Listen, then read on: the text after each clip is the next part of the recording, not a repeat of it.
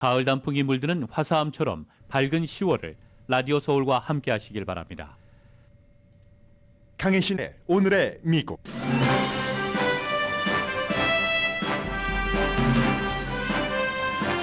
이스라엘이 가자지구 지상군 침공을 연기하고 있습니다. 이스라엘 내부의 논쟁도 있지만 바이든 대통령이 주도하는 이스라엘 동맹국들의 압박도 지상군 침공을 미루는 중요한 이유입니다. 그러나 지금부터 언제라도 이스라엘 지상군은 가자지구로 쳐들어갈 태세입니다. 중동 전쟁은 확산될 분위기고 시간이 지나갈수록 이스라엘의 가자 지상군 침공의 명분과 합법성은 줄어듭니다.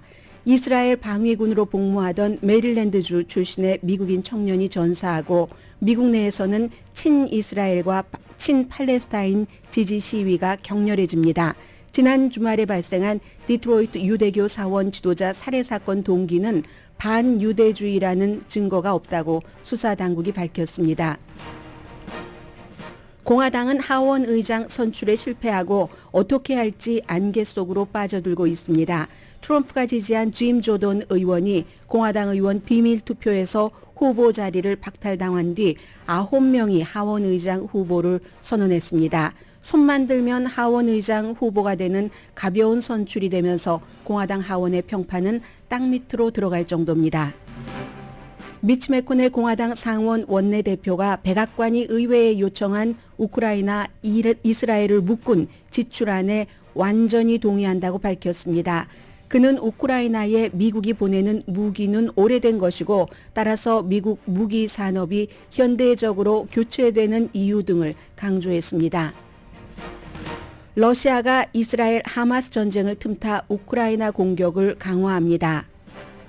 중국도 남중국해에서 필리핀의 목선과 충돌했습니다. 마닐라가 중국을 침략자로 규정하고 중국 대사를 소환했습니다. 높은 이자율 때문에 미국에서 주택 구입 거래를 도중에 철회하는 바이어가 늘어납니다. 여러분 안녕하십니까? 오늘의 미국 강혜신입니다. 이스라엘이 어제 하룻밤 사이에 320번 목표물을 향해서 공습을 했다 하는 뉴스가 지금 전해지고 있습니다. 일주일 이상 이스라엘 지상군이 금방이라도 가자지구로 쳐들어갈 것처럼 보였습니다. 군인들과 탱크가 아주 빼곡히 그 국경에 서 있어서 그리고 지금도 언제라도 들어갈 수는 있는 겁니다. 가자 주민들에게 남부로 가라 하면서 이제 북부에 아무래도 하마스의 여러 기관 시설, 터널 등이 많이 있기 때문에 그쪽을 공습을 많이 했는데 지금까지 오늘 아침에 발표된 것으로 보면은 5,000명 이상의 민간인이 숨졌고 24시간 동안 약 500명이 숨졌답니다. 이스라엘이 10월 7일 하루 동안 하마스의 공격으로 사망자를 슬픔으로 맞이했던 그 숫자는 1,400명, 인질이 212명 가운데서 금요일에 이스라엘계 미국인 모녀를 하마스가 풀어줬습니다. 지금 보면은요, 이스라엘 그 북부를 보면은 갈릴리 북쪽이죠. 포격으로 아주 연기가 자욱하답니다. 포격 산불이죠. 민간인 대피를 하고 군인이 다 교차로를 지키는데 이거 가자지구를 얘기를 하는 게 아닙니다. 가자보다 훨씬 북쪽인 레바논과의 얘기를 말합니다. 매 시간마다 헤즈볼라가 미사일을 폭발하고 이스라엘이 반격을 합니다. 레바논 전쟁 있을 수 있다는 겁니다. 그래서 바이든 대통령도 레바논에 공습은 하지 말아라 하고 이스라엘에 요청을 하고 있는 겁니다. 북쪽이 그렇죠? 그럼 이스라엘 동쪽을 보면은 시리아 비행장을 이스라엘이 폭발했는데 왜 그러냐면 하마스 등 무장 세력이 가질 수 있는 무기를 이곳을 통해서 수송한다 해서 시리아 비행장을 폭발시켰습니다. 그럼 이제 이스라엘 서쪽을 보면요. 가자지구 서쪽 지중해잖아요. 거기는 미국의 무슨 항공모함, 타격단, 지중해를 이렇게 다니면서 이란과 이란의 대리인 헤즈볼라가 됐건 하마스가 됐건 아니면 다른 나라 이 전투에 들어갈 수도 있는 전쟁에 들어갈 수 있는 그걸 저지하기 위해서 미국도 계속 더 그쪽에 많은 것을 미사일 방어 시스템이라든가 등등을 할 수 있는 한 배치를 합니다. 이스라엘 남쪽을 보면은 군인이 지금 가자지구로 들어갈 대기를 하고 명령만 기다리고 있습니다. 그러면 지금으로서 중요한 것은 지상군이 가자 지구에 들어간 뒤에 아랍 국가들이 어떻게 반응하느냐에 따라서 이게 쫙 퍼질 수가 있잖아요. 이란 등등으로. 그리하여 3차 대전이 일어날 수도 있는 것이고, 최악의 시나리오는 왜 그럼 지상군 침공이 늦어지는가, 지연되는가. 일단 지상군 침공이 시작되면 또 다른 차원, 또 다른 장르로 이 전쟁은 번지는 거기 때문에 지금으로서 가장 중요하게 봐야지 되는 것은 이스라엘이 지상군 침공을 언제 할 것인가. 못하고 있는 여러 가지 이유가 있지만 한 4-5가지 정도가 됩니다. 기본적으로는 이제 바이든 대통령이 이끄는 이스라엘의 동맹국들이 계속 이거 지금 하면은 전 세계가 러시아, 중국, 북한, 그밖에 이란, 많은 서방 세계에서 얘기하는 깡패 국가들로 이렇게 뭉친다. 아랍이 거기에 또 딱 들어갈 수 있기 때문에 이 문제를 잘 해결을 해야지 된다. 해서 바이든 대통령 어제도 벤자민 네타냐후와 통화를 했고, 뿐만이 아니라 캐나다, 영국, 프랑스, 독일, 이태리 총리와도 전부 전화 통화를 해서 이 문제를 논의를 했습니다. 그럼 기본적으로는 몇 가지가 있어요. 서방 세계에서 보는 이스라엘이 지상군 들어가지 마라. 넘버 원은 인질입니다. 이 인질 문제 외교 협상을 하고 있습니다. 하마스와 지금. 그래서 이제 금요일에도 그 주이시 미국 그 모녀가 풀려난 건데 카타르의 도움으로 풀려난 겁니다.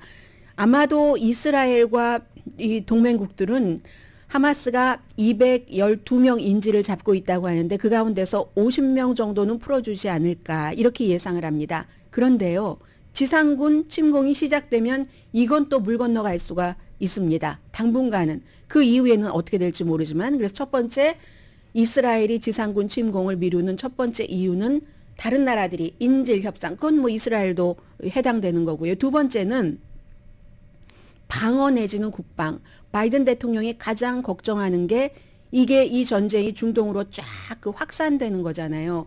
유엔에 그 이스라엘이 국가를 방어할 권리가 있다 하는 결의안까지 내놨습니다. 미국이 주도를 해서.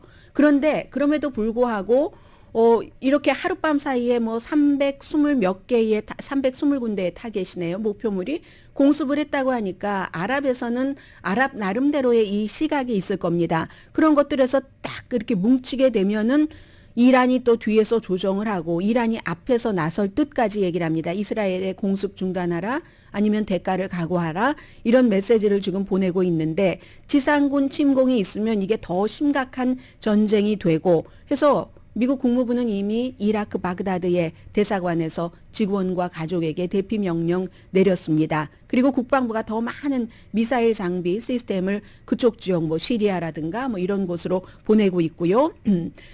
그러면 세 번째는 바이든 대통령이 며칠 늦게부터 10월 7일 대량 하마스에 의한 이스라엘인 살상이 있고 나서 며칠 뒤부터 취한 인도주의적인 팔레스타인에 대해서 식품, 물, 의약품 보내는 거 어제도 다시 계속 보내기로 바이든 대통령과 네타냐후가 합의를 했다고 하는데 20대 트럭도 큰 것이긴 하지만 어림도 없답니다. 230만 명에게 남쪽으로 대피하라. 북쪽이 하마스의 거점이 많으니까라고 얘기를 하지만 남쪽으로 가는 동안에도 계속 공습을 하잖아요. 이스라엘로서는 이유가 있는 거죠. 심지어 서한지구까지 이스라엘 공군 마크를 단 전투기가 2000년 이후에는 처음으로 서한지구까지 공습을 했습니다. 그것도 사원인데 이스라엘에서는 저 사원이 하마스가 운영하는 것이다라고 하고 팔레스타인은 여긴 난민촌이다라고 얘기를 하는데 그 난민촌 안에 하마스가 들어가 있을 수도 있고 아니면 이스라엘이 오판을 해서 공습을 할 수도 있고 계속 어디로 남쪽으로 가라 하면서도 중간중간에 심지어는 이집트와의 국경 그 탈출로가 열리기를 기다리고 있는 사람들이 많이 있는 거기도 펑펑 공습이 터지고 있잖아요. 이러한 것들을 어떻게 하면은 좀 팔레스타인 주민들에게 가자지구 주민들에게 좋게 하는가 이게 이제 바이든 대통령의 그림입니다. 인도주의적인 단체에서는 하루에 20대, 100대가 와도 모자라다고 얘기를 합니다. 230만 명 가운데 상당수는 어차피 공습을 당하느니 집에 있겠다. 아니면 여기가 우리 땅인데 우리가 어디로 가지? 하는 무슨 팔레스타인 나름대로의 애국심도 있는 것이고 누구는 도저히 피할 수 없어서 못 피하고 이런 모든 사람들에 대한 지원. 그리고는 이제 네 번째 정도 전략이 되겠죠. 바이든 대통령은 계속 말하잖아요. 이스라엘에 미국이 9.12 사태를 겪고 그 격분에 못 이겨서 아프가니스탄도 침공하고 뒤에 이라크도 침공해서 20년 동안 수천 명의 미군 사상자를 내고 어마어마한 경제력을 거기에 퍼부으면서 결국은 초라하게 나올 수밖에 없었던 이 얘기를 하잖아요. 시가전은 너무 어려운 것이라는 걸 여러분들도 다 알고 계실 테고요. 집집마다 다니면서 하마스를 색출해야지 됩니다. 그러면 그 민간인이 사상이 얼마나 되겠습니까? 미국도 이스라엘이 하마스를 약화시키는 것, 공습으로 약화시키는 것까지는 인정을 하는 것 같은데 어쨌든 지상군도 인정을 하는 것 같습니다. 그렇지만 민간인 피해를 최소화하는 전쟁을 하기를 원하죠. 그래서 피할 사람은 더 많이 피해라. 아직도 수십만 명은 있다고 하지만 그리고 그것도 이스라엘이 전쟁법을 좀 지키면서 전쟁을 했으면 좋겠다 하는 겁니다. 그리고 어쩌면 지상군을 그곳에 보내지 못하는 가장 중요한 이유는 이스라엘 내부의 논쟁일 수도 있겠죠. 어떤 전쟁을 치를 것인가. 속전속결할 것인가. 아니면 장기전으로 갈 것인가. 내부에도 여러 사람들이 있잖아요. 국방장관은 속전속결을 원합니다. 속전속결을 해야지만 장기전이 이스라엘에 위험하다는 거죠. 숨바꼭질을 계속 해야지 되고 그렇게 되는 경우는 또 미국이 아프가니스탄이나 이라크 전쟁에서 경험했었던 것처럼 경제적으로도 굉장히 피해를 입고 그리고 미국에 지금 이스라엘에 간 그 예비군들이 다 노동 인력이잖아요. 이스라엘 내부에서 하이테크놀로지 분야에서도 일하고 세계 각 나라에서도 일하고 또 이스라엘 사람들의 대피도 너무 심각한 겁니다. 레바논 쪽에서도 대피해야지 돼. 가자와 이스라엘 국경에서도 서한 지구에 있는 이스라엘 그 주변에서도 굉장히 위험해. 그러니까 국방장관은 속전속결하라 하는 거고 네타냐후는 주저합니다. 네타냐후는 원래 말은 강하게 하지만 이런 군사력을 쓰는 것에는 조금 소극적인 사람입니다. 엊그제도 7시간 회의를 했는데 결론을 내리지 못했답니다. 그러면 이스라엘이 미국이 가장 많이 지원을 하는 국가 가운데 하나입니다. 돈으로.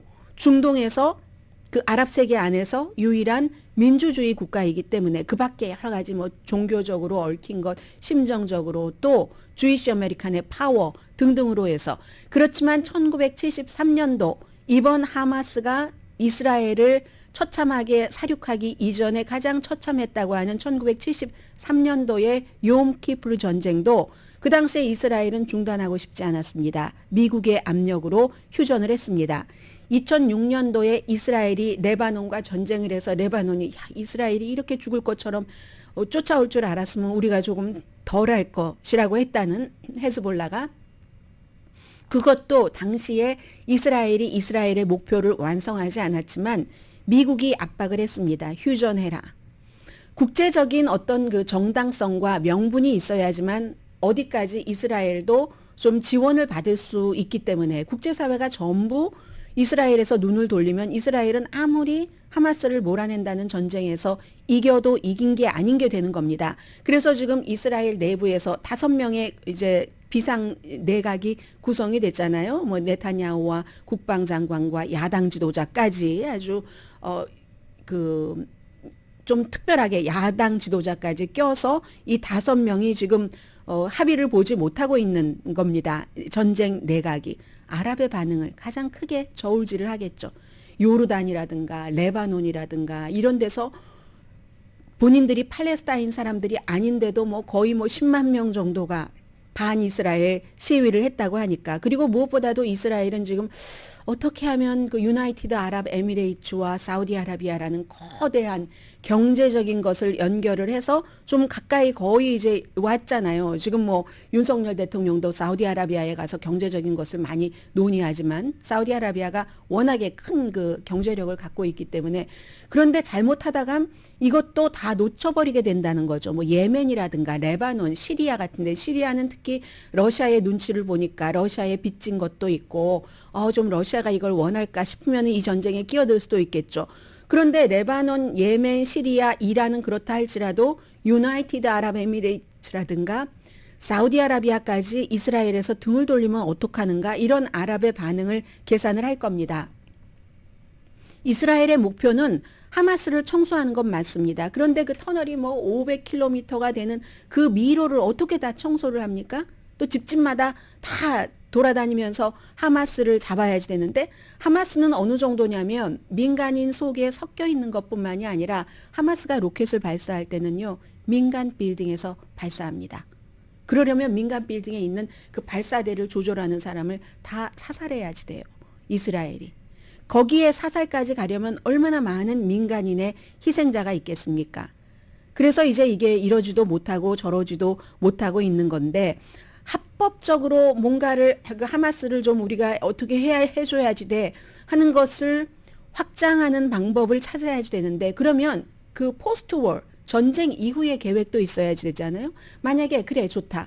하마스는 팔레스타인 내부에서도 지지도 하지만 반대하는 사람들도 있고 하마스가 나간 다음에 평화를 주겠다는 좀 확고한 안보 보장 같은 것을 이스라엘이 해준다면 지난 16년 동안 엄청나게 가자 지구에 살고 있는 팔레스타인을 억압을 하고 완전히 그 벽을 지어놔서 창살이 있는 감옥이나 마찬가지죠. 그런 경우에 창살이 아니라 벽이 있는 감옥처럼 하고 이동의 자유도 없고 이렇게 했었던 이스라엘이 그래도 한번 믿어볼까? 우리도 지긋지긋하니까 이런 제재와 봉쇄 이런 것들이 할 때 그럼 이스라엘은 하마스를 제거하고 팔레스타인 주민들에게 어떤 플랜을 내놓을 수 있는가? 바이든 대통령이 10월 21일 토요일에도 그런 트윗을 했습니다. 2개의 국가를 지지한다. 지금 이스라엘은 하나의 국가지만 팔레스타인 땅에서 팔레스타인도 국가로 지지한다는 그러면 하마스가 나간 그곳에 당연히 네타냐후로서는 지금 서한 지구에 있는 말랑말랑한 때로는 팔레스타인이 시위를 해도 그 시위대를 잡아주는 마흐무드 아바스 팔레스타인 자치정부 수반을 내세우고 싶어 할 겁니다. 이 사람 87세고 20년 동안 한 번도 가자 지구에 방문한 적이 없고 2005년도, 6년도 그때 선거에서 하마스 당에 져서 완전히 쫓겨나 버렸고 그러나 그럼에도 불구하고 민족이잖아요. 20년 동안 한 번도 안 간 거의 20년 동안 그 가자 지구에 이스라엘이 딱 병원에서 폭발했다. 뭐 이런 누가 폭발했다. 이건 뒤로 제쳐놓고요. 그런 게 나오니까 바이든과도 회담하지 않겠다고 하면서 서한 지구로 갔잖아요. 이 사람을 놓느냐? 그런데 이 사람을 팔레스타인 사람들이 원치 않습니다. 마흐무드 아바스를. 너무나 말랑말랑하고 마흐무드 아바스는 아바스 나름대로의 철칙이 있는 거예요. 민간인을 살상하는 것은 우리는 어떻게 어떠한 숭고한 목적이 있어도 안 한다. 하마스는 심지어 팔레스타인 어린이조차 나라가 정말 독립이 돼서 우리 팔레스타인 사람들이 숨 쉴 수 있다면 어느 정도의 팔레스타인 주민의 희생도 각오해야지 된다. 이게 하마스고 마흐무드 아바스는 반대인 겁니다. 그래서 미국과 이스라엘은 마흐무드 아바스를 그곳에 가자 지구에 세우고 싶어 하지만 심지어 서한 지구에서도요. 지금 팔레스타인 사람들이 화가 나서 아바스 인기가 없습니다. 우리도 하마스 같은 지도자가 필요하다라고 최근에 이스라엘이 같은 민족인 가자 지구의 팔레스타인을 공습하면 공습할수록 떨어져서 살고 있는 서한 지구의 팔레스타인들이 그런 생각들을 한답니다.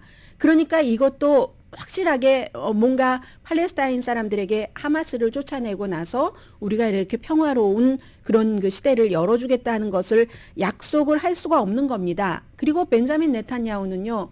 예전에 팔레스타인과 이스라엘이 미국의 중재로 클린턴 전 대통령의 중재로 좀 어떻게 화합하고 해보려고 했었을 때 그걸 강렬하게 반대하면서 떠오른 인물입니다.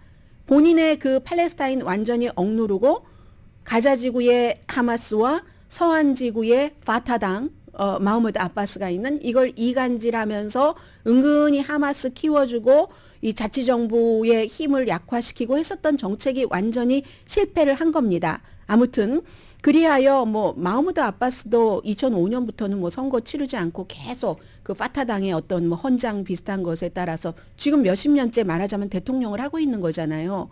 그래서 이제 그런 것 해서 서한에도 하마스가 있었으면 좋겠다 하는 팔레스타인들의 열망이 있는 한 정말 이스라엘과 이스라엘 동맹국이 대단한 팔레스타인 사람들이 아주 좋게 생각할 계획이 부족하면 장기적으로 이스라엘이 전쟁을 치를 수 있겠는가. 이제 이런 딜레마가 있고요. 그렇기 때문에 워싱턴 포스트의 맥스 부트 씨를 포함해서 많은 전문가들은 이스라엘에서 벤자민 네타냐후가 쫓겨나기 전에는 답이 없다. 노답이다. 하도 이스라엘에 많이 속아봐서. 그리고 지금 병원 문제 뭐 이런 얘기가 있지만 폭격을 누가 했느니 있지만 이스라엘이 병원이나 학교나 아니면 여러 쉘터를 민간인이 있는 곳을 폭격한 게 한두 번이 아니기 때문에 이게 정말 그 이스라엘이 크레딧이 없는 상태에서 플랜이 있어야 지상군이 확 쳐들어갈 수 있는데 그게 지금 없어 보입니다.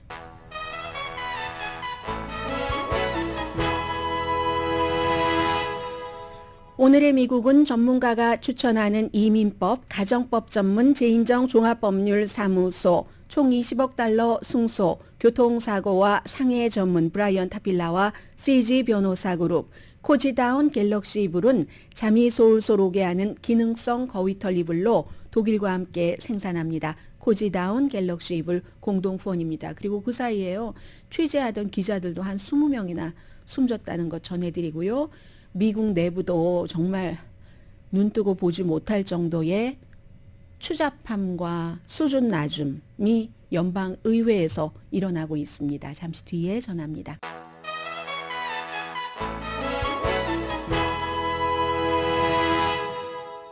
라디오 서울 방송 오늘의 미국 듣고 계십니다. 네, 이스라엘은 지상군 침공을 지금 준비 중입니다. 지금부터 in any time 들어갈 수도 있다는 것 말씀드리고요. 그러면 이제 세계 지도가 다 바뀔 수도 있고 굉장한 위험이 따를 수 있는 그 같은 전쟁입니다. 이제 속보는 제가 들어오는 대로 보도를 해드리고요. 미국도 지금 점입 가경이죠. 주말에 혹시 뉴스 안 들으신 분이라면은 그 프리덤 코커스를 만들고 초대 공동 의장이었던 짐 조던이 세 번째 투표에서 공화당 의원 25명이 그가 하원의장 되는 걸 반대했잖아요. 그런데 이제 나중에 세 번째나 실패를 하고 나니까 그 절차에 따라서 이 사람을 후보에서 퇴출시키는가 하는 투표를 했거든요. 그건 비밀 투표입니다. 기명 투표는 저 누구 지지합니다 이런 거고요. 이제 무기명 비밀 투표를 했더니 아니 그러면 25명이 나와야지 되는데 공화당에서 짐 조던을 지지하지 않는다는 사람이 110명이 넘었습니다. 5배도 넘었어요. 이건 뭘 말하냐면 그동안 짐 조던이 트럼프 전 대통령이 지지한다고 해서 지지했었던 그런 사람들 측에서 그에게 반대표를 던진 사람을 계속 협박하고 살해 위협까지 하고 뭐 한다는 얘기를 금요일에 전해드렸잖아요. 그 같은 것이 두려웠던 사람들이 많은 겁니다. 공화당 하원 의원들 가운데서. 전에 트럼프 전 대통령을 할 때 가장 불미스러웠던 일 가운데 하나가 무슨 동네 깡패 집단의 놀이도 아닌데 본인의 반대하는 그런 측에 얼마나 협박을 했습니까?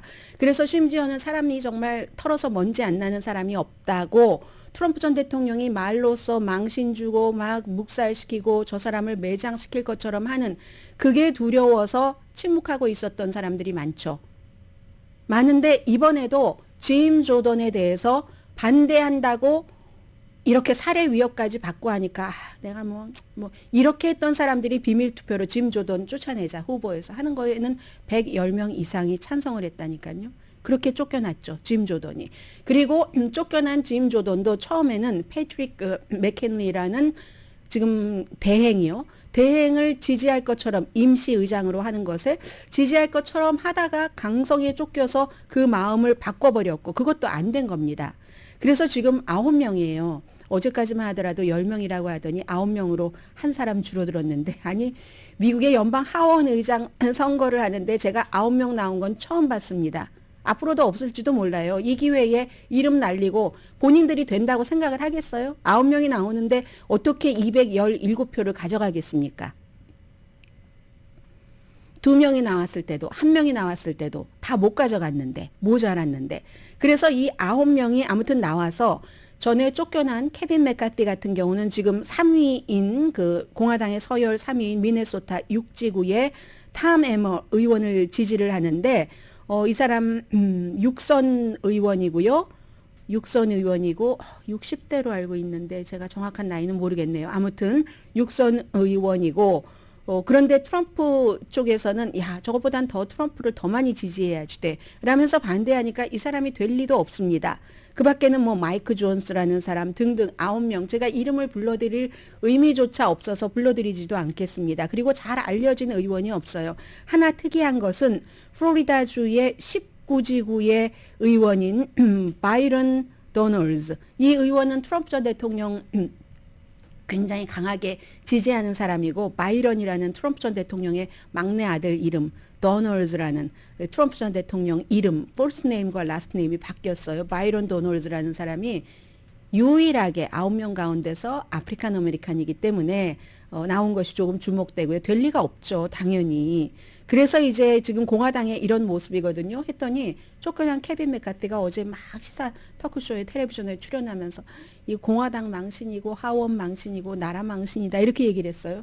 그랬더니 케빈 맥카티의 주도 등으로 쫓겨난 서열 3위에서 쫓겨난 리즈 체니라는 트럼프 전 대통령 탄핵에 찬성표 던지고 조사하고 했었던 그 리즈 체니가 하는 얘기가 아니 이거 케빈 맥카티 책임 아닌가? 케빈 맥카티가 하원 의장 될 때 그렇게 과격하고 이상하고 무시무시한 사람들에게 파워를 줬으니까 짐 조던 같은 사람에게도 법사위원장 자리를 딱 주니까 공화당에서도 증거가 없다고 하는데 바이든 탄핵에 무리하게 탄핵을 시작을 하고 그러면서 결국은 본인 내려가고 이렇게 엉망진창된 것 아닌가요?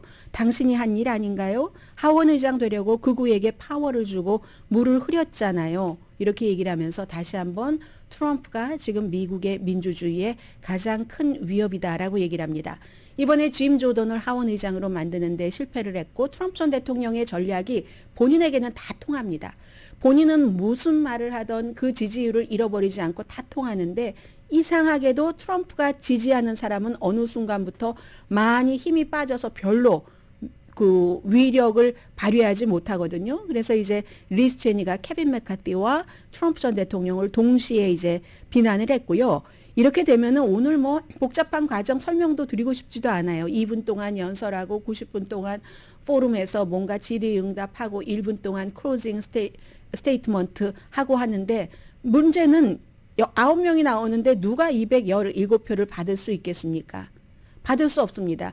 그러면 많은 사람들이 그래도 연방 하원 의원인데 뭐 17일이면 11월 17일이면 연방 정부 문을 닫을 수도 있고 이런 것 해결해야지 되는데 웬만하면 화합해야 되는 거 아니야 하는데 공화당의 강성은 연방 정부 문 닫던 말던 상관 안 합니다. 미국의 국가 신용 등급이 나빠지건 아니건 상관하지 않습니다. 그들이 원하는 것만을 가져가려고 하는 정말 소수가 다수를 다 잡아먹는 트럼프 이전과 트럼프 이후의 공화당이 그렇게 많이 달라지는 겁니다. 그러면서 공화당의 평판을 계속 침식하고 있죠. 이거 하원 의원들 어떻게 선거를 치를지 모르겠어요. 버지니아주의 젠 키건스 의원이 크리스탈 볼이 좀 있었으면 좋겠다. 지금 9명 중에서 이거 어떡하나 뭐 이렇게 공화당은 지금 굉장히 아주 험한 그런 분위기고요. 지금 텔레비전도 잠깐 하원으로 들어가네요. 역시 그 탐 해머라는 그 기존의 좀 정통한 그런 그 단계를 밟아서 올라간 사람이 뭐 가장 지금으로서는 지지를 많이 받고 있다 하는 것을 얘기를 하고 있고요. 네. 그리고 이제 트럼프 전 대통령 얘기를 조금만 전해드리겠습니다. 아니 사람이 얼굴이 얼마나 두꺼우면 이렇게 말을 할 수가 있습니까? 그 목요일에 시드니 파웰이라는 전 트럼프 전 대통령의 변호사가 조지아주의 그 선거에 개입한 것, 선거 결과를 뒤집기 위해서 본인이 개입한 것에 대해서 검사와 그 유죄 인정을 하고 어떤 뭐 프리바겐 같은 것을 했잖아요. 감옥에는 안 가고 프로베이션 있고 뭐 벌금 있고 그리고 그 뒤에 또 체스브로라는 케네스 체스브로라는 그러한 것에 그러한 그 트럼프가 대통령이야, 바이든이 대통령이 아니야 하는 것을 설계한 사람도 역시 그 사람도 변호사지만 유죄를 인정을 했습니다. 그 뒤에 체스브로에 대해서는 아무 말 하지 않던데 트럼프 전 대통령이 뭐라고 얘기하냐면요. 지금 시드니 파웰은 나의 변호사인 적이 없다. 유죄를 인정한 뒤에 그렇게 얘기를 했거든요. 늘 얘기하는 게 이겁니다. 가짜 뉴스들이 항상 반대로 말을 한다. 나에게 물어보지도 않고 나에게 확인도 하지 않고 시드니 파웰은 한 번도 나의 변호사였던 적이 없다. 이걸 시드니 파웰이 본인의 변호사인 적이 없다라고 트럼프 전 대통령이 얘기하는 걸 그대로 믿으시는 분들은 뉴스에 너무 무지하신 거죠. 이 뭐 부정선거였다는 것을 강조할 때 제일 뭐 호랑이 무늬 비슷한 옷 지금도 계속 나오잖아요, 사진에. 그 사진이 제일 많이 나오니까 하고 이 그 루디 줄리안이 뭐 염색약 툭툭 떨어져서 막 이렇게 돼 있을 때도 옆에 있었고 늘 같이 세트로 많이 다녔던 그 시드니 파웰이잖아요. 그리고 본인이 2020년도에 트윗에서 쫓겨나기 전에 시드니 파웰을 본인의 변호팀 멤버로 본인이 소개를 했습니다. 본인의 트위터 어카운트에. 그리고 와서 지금에 와서는 한 번도 시드니 파웰은 나의 변호사인 적이 없다. 그냥 파웰은 바이든이 이기지 않고 내가 이겼다고 생각하는 수많은 미국인들 가운데 한 사람이다. 이렇게 얘기합니다. 이 정도로 트럼프 전 대통령은 뻔뻔스럽습니다. 아주 그 뻔뻔스러움도 수준을 넘어요. 수준을 넘은 뻔뻔스러움인데 굉장히 많은 사람들이 그런 뻔뻔스러움이 아무렇지도 않다고 하고 트럼프가 대통령이 돼야지 된다고 지지하는 게 미국의 비극인 겁니다. 그 사람이 그냥 돈 많이 벌어서 사업가 하고 하면은 그러면은 뭐 도의적인 사업가는 아니네라고 할 수는 있지만 이 정도로까지 그 반감이 있지는 않잖아요. 근데 미국의 최고 지도자를 뽑는데 본인이 시드니 파웰을 변호인으로 고용하고 일하라고 하고 인터뷰하라고 하고 그 팍스가 도미니언 그 기계 그 회사에 돈을 물어줄 때도 시드니 파웰 이름 등장해 뭐 누구죠? 이 루디 줄리안이 등등. 그런데 한 번도 본인의 변호인인 적이 없다고 얘기를 합니다. 그리고 시드니 파웰은 이제 그 재판에서 트럼프 전 대통령에 대해서 이 선거를 어떻게 뒤집으려고 했는가에 대해서 증언을 하겠죠. 아무튼 여러분들께서 트럼프 전 대통령을 지지하시는 분이라면 트럼프 전 대통령 지지하시는 분들은 알고 계시겠죠. 시드니 파웰은 한 번도 나의 변호사인 적이 없었다라는 게 트럼프 전 대통령이 가장 최근에 한 거짓말이라고 말씀드립니다. 공화당에서만 근데 인기가 있는 거예요. 그 마음을 결정하지 못한 중도파라든가 하는 사람들은 점점 이런 것들이 나올수록 트럼프 전 대통령에서 마음이 좀 멀어질 가능성이 더 높다고 봅니다. 다만 바이든 대통령도 인기가 없다는 게 문제죠. 그게 또 미국의 비극이기도 하고요. 잠시 뒤에 경제 뉴스 전합니다.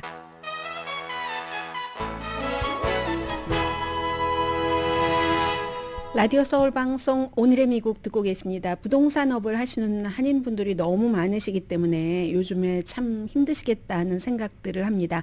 오늘 발표된 그 레드핀의 새로운 데이터에 따르면 모기지 금리가 지금 30년 고정이 거의 8%잖아요. 7.9999, 9가 4개고 6%.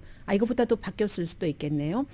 이렇게 되니까 9월 달에 이제 잠정 그 주택 매매의 16%가 이제 이루어지지 않고, 그러니까 펜딩 한 것에서 이루어지지 않는 게 16%나 늘어났답니다.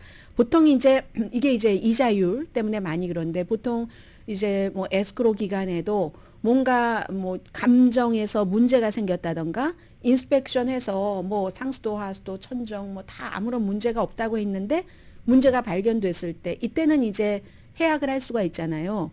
이 컨틴전시로 하니까 그 조건부로 해서 하는데 지금은 인스펙션이나 감정보다도 주택 그 대출 그 이자율이 뭐 에스크로가 뭐 한 달 뭐 60일 뭐 빨리 할 수도 있지만 그렇게 되는데 에스크로 스타트했을 때하고 끝날 때하고의 이자율이 벌써 많이 달라졌다던가 이렇게 되는 경우는 더 이상 나는 페이먼트를 할 능력이 안 된다 하면서 자연스럽게 아주 당당하게 그 거래를 끝낼 그럴 그 자격이 바이어에게 있는 겁니다.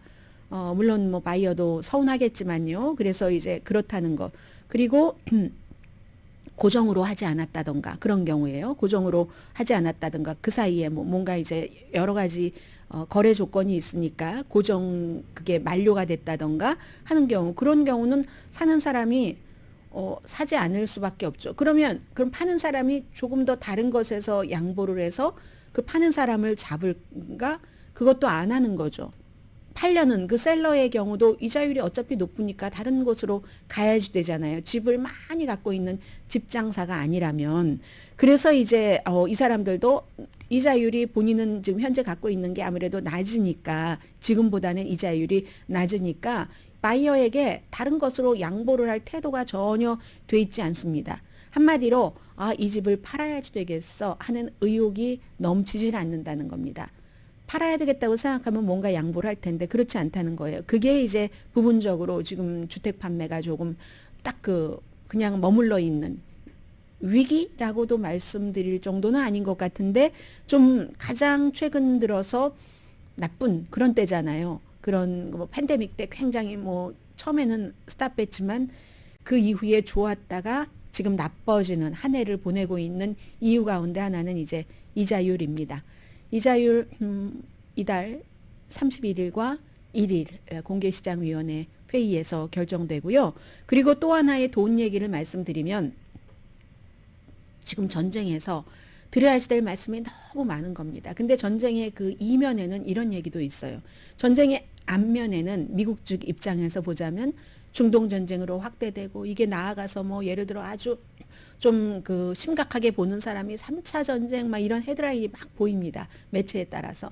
그런 것으로 가지 않는 게 바이든 대통령의 생각이지만 그렇지만 꼭 이스라엘뿐만이 아니라 우크라이나 여기까지 합쳐서 이번에 1,060억 달러를 의회에 요청을 해놨는데 하원이 저지경이 되니까 아무것도 지금 심의할 수가 없잖아요. 여기서 미치 매코넬 공화당의 상원 원내대표가 1,060억 달러를 바이든 대통령이 백악관이 의회에 요청을 했는데 나는 그것에 완전히 동의한다. 그게 이제 묶어서 했잖아요. 우크라이나, 이스라엘 거기다 이제 국경 장벽 또 인도 태평양 지역, 대만 지원, 뭐 인도주의적인 차원의 뭐 해서 다 묶어서 우크라이나가 제일 많죠. 600억 달러. 이스라엘이 140억 달러, 뭐 장벽 세우는데 뭐 70억 달러인가 그렇잖아요. 그렇게 하고 인도 태평양 지역이 70억 달러네요. 등등 해서 1,060억 달러인데 일부 공화당은 이거 나눠야지 된다. 분리를 해야지 된다. 9명의 공화당 의원들이 상원에서 분리해야지 된다고 미치 매코넬에게 편지를 보냈어요. 그랬더니 미치 매코넬이 노노노 이건 분리할 성격이 아니야. 다 모든 것이 연결돼 있다고 본다. 나는 이 바이든 대통령의 백악관의 이 안을 철저하게 지지한다. 상당 부분이 이제 미국 38개 주에서 돈이 만들어져서 우크라이나에 무기를 보내는데 그러니까 공화당 의원들은 이스라엘은 지원하고 싶지만 우크라이나는 지원하지 않겠다는 거예요. 여기에 대해서 바이든 대통령은 왜 우크라이나 지원과 이스라엘 지원이 미국의 안보와 연관되는가. 왜냐하면 강한 나라와 뭐 하마스 같은 그런 폭력을 쓰는 곳이 민주주의, 미국의 민주주의와 가치가는 이스라엘과 우크라이나를 위협하기 때문에 그렇게 되는 경우는 이제 다른 데서도 뭐 중국, 러시아 등등에서도 딱 뭐 북한까지 합쳐서 힘을 강화하면서 우리가 약해질 수 있으니까 우리의 안보다 이거 같이 묶어서 해야지 된다 하는 게 바이든 대통령이잖아요.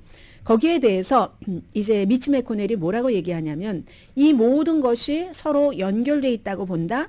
우리가 우크라이나에 무기를 보내는데 바이든 대통령도 그 얘기했어요. 무기 있는 거 보내는 거다. 있는 거 보내면 어떻게 되나요? 그 다음에 재고 보내고 새로운 무기로 교체를 할 수가 있습니다. 새로운 거 보내봐야 우크라이나에서 제대로 쓰지도 못할 것이고 효율이 없을 것이고 그래서 말씀드린 게 우크라이나에 보내는 무기가 다르고 이스라엘에 보내는 무기가 다릅니다. 각각 상대 적도 있고 그 본인의 그 전쟁을 치르는 미국이 지원하는 국가에 어디까지 업데이트가 돼 있느냐에 따라서 그러니까 이게 어떻게 보면 궁합이 조금 맞는 것이기도 해요. 우크라이나에 지금 있는 무기를 보내고 우리는 현대적인 무기로 교체하고 있다. 이 미치 매코넬은 그래서 우리에게도 이득이라는 거예요. 산업 기반을 재건하고 있으니까. 또 우크라이나에서 어떤 미국인도 숨지지 않잖아요. 우크라이나가 미국의 가장 큰 라이벌인 러시아의 군대를 파괴하고 있다. 이게 뭐가 잘못됐는가. 지원을 해야지 된다라고 하면서 공화당의 미치 매코넬이 민주당인 대통령의 이 돈 1,060억 달러 좀 통과시켜 주세요 하는 것을 절대적으로 지지하고 있습니다.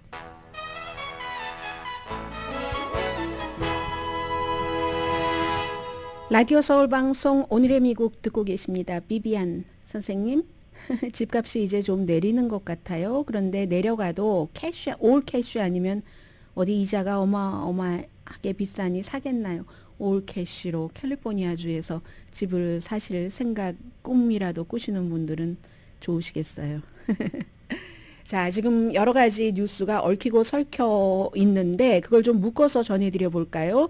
러시아 미사일이 우크라이나 우체국을 이제 공격해서 6명이 숨지고 17명이 다쳤는데 그 가운데 당연히 이제 중태도 있고요. 하르키우라는 러시아와 국경이 한 20마일 정도밖에 떨어지지 않아서 요격을 할 시간도 없었고 우크라이나로서는 주민들에게 대피를 하라고 할 그럴 틈도 주지 않고 이거 지금 열심히 이스라엘 쪽에서 하마스와 이스라엘 전쟁이 일어나는 동안 베네핏을 가져가는 겁니다. 러시아가. 중국도 두드려보는 것 아닌가 모르겠어요. 필리핀이 중국이 남중국해에서 과격해진다, 침략자다 하면서 비난을 하는데 중국 해안경비정과 작은 필리핀의 목선이 그 충돌을 했답니다. 아무도 다치진 않았지만 베이징이 남중국해에서 긴장을 높여가고 이 그 우드 보트는 1999년부터 그쪽 지역에 다들 자신들의 소유권 주장하는 곳이 있잖아요. 그 세컨 토마스 쇼, 그 주권을 주장하면서 거기에 정박된 전 군함에 있는 필리핀 군인들에게 보급하는 보급품을 1999년부터 나르던 거라는 겁니다. 근데 여기서 확 약간의 충돌이라고 얘기를 하고 있고, 그러니까 우리는 합법적으로 그런 일을 99년부터 해왔던 일을 하는데 하니까 중국은 아니야. 불법 건축자재를 운반하느라고 그랬어. 뭐 이렇게 얘기를 하고 누가 맞는지 뭐 제3국가는 알 수 없는 일이고 마닐라는 베이징 대사를 소환을 했습니다. 그리고 지금 이스라엘 팔레스타인 속보를 조금 전해드리자면은요. 트럭이 뭐 20대가 갔다가 또 뭐 17대가 갔다가 뭐 지연도 돼요. 왜냐하면 그 트럭 안에 팔레스타인 쪽에서는 또 구호 작업을 하시는 분들은 이것 가지고도 모자라요. 100대는 와야지 돼요. 이렇게 얘기를 하지만 이스라엘 쪽에서는 그 물건에 혹시 폭탄이 들어있는 것 아니야?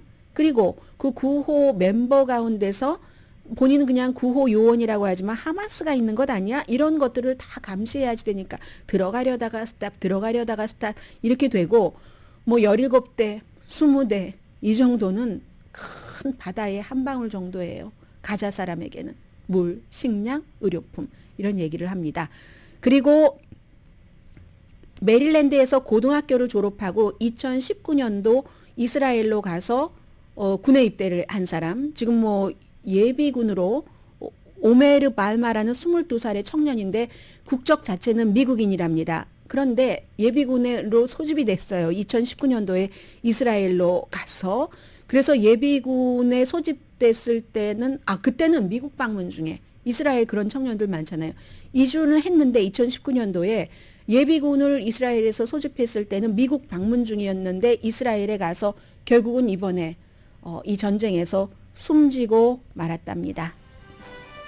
오늘의 미국은 전문가가 추천하는 이민법 가정법 전문 재인정 종합법률사무소 총 20억 달러 승소, 교통사고와 상해 전문 브라이언 다필라와 CG 변호사 그룹, 코지다운 갤럭시 이불은 잠이 솔솔 오게 하는 기능성 거위털 이불로 독일과 함께 생산합니다.